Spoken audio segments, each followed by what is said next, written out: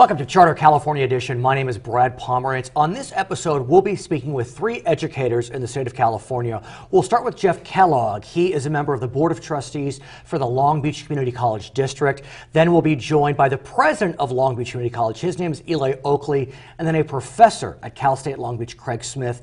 And we're all going to be talking about similar issues relating to education reform and innovation. And we start with Mr. Kellogg, and I want to speak with you about a couple of areas. We'll be speaking with Mr. Oakley about it, as well as Professor Smith, and that deals with the question of online education.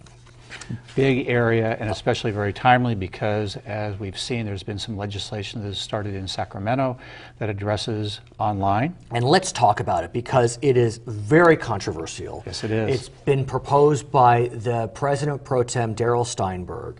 And before we get into the specifics of it, though, what do you think most generally about online education? That meaning a student takes a course where he or she is not in the classroom, but is receiving instruction via the internet. Well, it's interesting. You'll talk to a lot of people, and if you talk to my kids, one in college, one finishing up in high school. So your biological kids, not your LBCC kids, because you have seven kids, thousands of those. I have those as well, but it is one of those that very different type of teaching. But I'll just look at it this way, and what I tell people is, in the past year, we have, as a community college system in California, turned away 400,000 students because we did not have a space for those students. So to sit there and not look at things such as online education as the new way of trying to help teach students and help them progress through their educational career, I think is wrong. So I think online education is going to happen, whether we're going to embrace it and learn and grow with it, but it's taking place and it's happening right now. But could it be, look, I mean, you know, we're around the same age. I can't even imagine taking a class where the teacher's not in front of me. I mean, so much of education, I'm actually an adjunct professor, and I just look into that kid's eyes and I can see whether they get it or they don't get it. You won't have that. That's right. And interesting, there was in the LA Times article with the Steinberg bill moving forward, that it talks about the 50 potential online courses.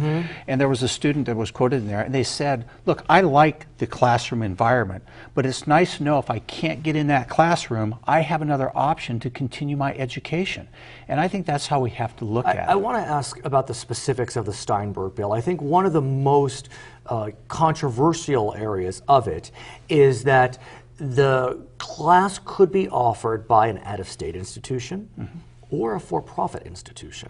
That's right. That's remarkable. Well, that is, and I have to compliment the leader of the state Senate, really? who was down here 2 weeks ago at Long Beach City College, had a session of the state Senate, and he looked at the things we're doing at Long Beach, very much reform-minded as far as how we place students, promise pathways.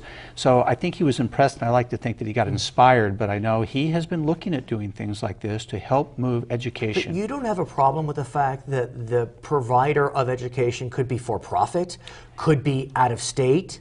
I mean, where are the standards? It's right now. You had two questions there. One about, because the standards, and that's a question in the details that have to come through, because accreditation standards is critical, and he's addressed some of the issues in the first markup of his bill. But the other question about whether it be out of state or not, you have, let's use the biggest names in online education, University of Phoenix, DeVry, things of those natures. I don't know if they're stationed, headquartered in California or not, but they offer opportunities to students. So, but why couldn't LBCC be the provider of that online education? Absolutely. It gives us the opportunity, and that's how I look at that bill. We are doing something similar on the Assembly side with a member of the State Assembly to help us do some more things during the intersession. We'll talk about that momentarily. But on the online side, this gives us an opportunity that Sacramento is saying we need to look at things differently than what we've done in the traditional classroom environment that maybe I felt comfortable with a long time ago, but education has changed since I was a student at Long Beach City College. And I have to say, the fact that I professionally get to work, my company, we work with community colleges, what I personally do, but also my company, we work with for-profits and privates. And I have to tell you, there's a lot of reforms and innovative ideas happening in education that we can embrace and grow and learn from at Long Beach City College. Let's talk about the other area of reform being proposed. Running out of the Assembly, Das Williams, a member from Santa Barbara, a community college graduate himself. And a very interesting story, personal story. Yeah, he was homeless while he was in community was. college, which was quite remarkable. He wound up going to Berkeley, which is a stunning development. He is proposing a bill whereby community colleges would be permitted to charge a greater per unit fee for impacted classes that would be provided and given during intersession. Right, and that bill was being driven by Long Beach City College. And when we talk about intersession, if people drive by Long Beach City College during the summer, even during the winter, after Christmas when the fall term ends, we have buildings, beautiful buildings that are empty. We have talented faculty members that are no longer teaching because we don't have the resources to offer in intersession, is what we refer to it, where you can have students now come back to Long Beach City College and be taught. So one of the ways we've looked at doing it is saying we're going to offer it, but it's going to be more expensive. Instead of $46 a unit, it'll be $208 a unit. It'll be for specific courses. It'll meet certain criteria. Well, let's talk about that cost, because as you surely know, Santa Monica City College proposed a plan similar to that. It wasn't focused on intersession, it was general, and they wanted to charge $100. I mean, the figures were kind of bouncing around. We heard $185 a unit, we heard $275 a unit, but what we also heard was protests, we saw arrests, we saw the community college chancellor come out strongly against the plan. Why would this be different? Well, it's different because the basic of what you just mentioned, it's just for the intersession. It's almost like a pilot program. The $208 that we talk about is what we charge our non-resident students regardless. That is our fee. The fact that, again, taking the Steinberg and others, this is a reform-minded, this is very visionary.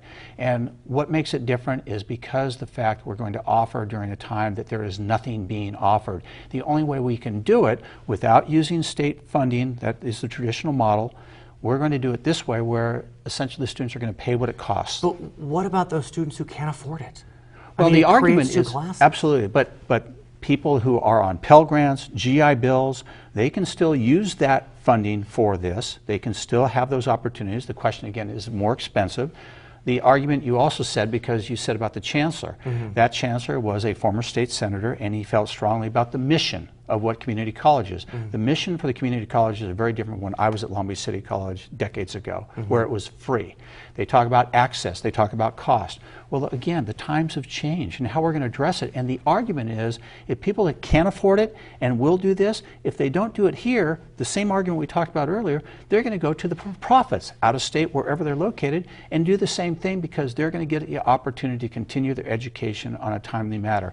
Also, people on GI Bills, when they have these type of scenarios where their educational progress is broken, it puts a lot of their GI Bill at risk. So there's a lot of positives to it. I will say the new chancellor for community colleges, Bryce Harris, is again a reformer. And I think you're going to see a lot different because of what we're trying to do here in Long Beach to do it for intersession. I am most upset when I go by that college on Carson and on PCH, and it's empty. It's empty of students, it's empty of faculty members, and it's these facilities that we've spent money on, and they're not being utilized. That's a waste of resources, both human and bricks and mortar. And this bill, as small as it is going to give everyone an opportunity to see if it works. Will it be a pilot program only at LBCC, or will we see it statewide? Well, right now it's Long Beach because a lot of the other colleges, because of the Santa Monica City College issue, they're very hesitant on stepping out and trying to do this. But we take great pride, and we've done different things at Long Beach to address the needs of the students today.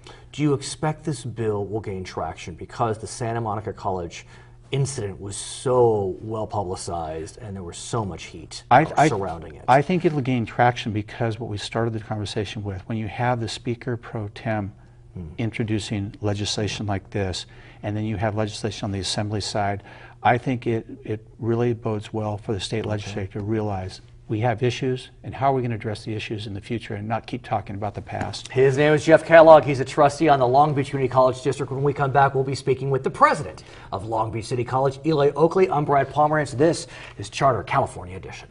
So he can